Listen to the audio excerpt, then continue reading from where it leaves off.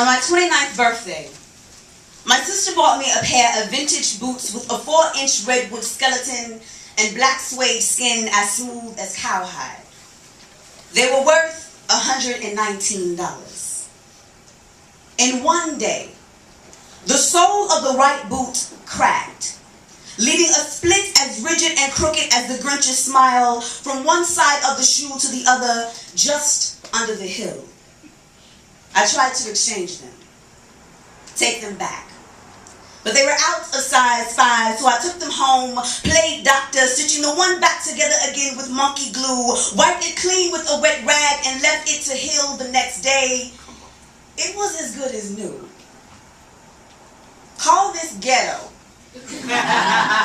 if you want. I call it determined. Lately, I have felt like a cracked vintage boot. Lifeless, rigid and weary like the Grinch's smile, crooked and ugly, my soul splits from one end to the other just under the slightest pressure like shoes. I am always moving at the pace and command of someone else, always bearing the weight from someone else's needs. Sometimes I find myself wishing mishaps like a broken heel to slow me down so I can take things back to when I was whole and simple and new and felt valuable.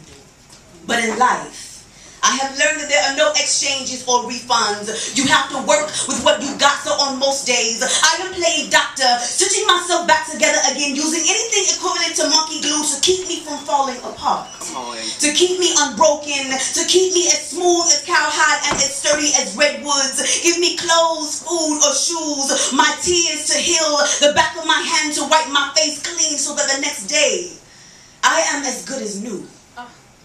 Or at the very least, determined to be. Thank you.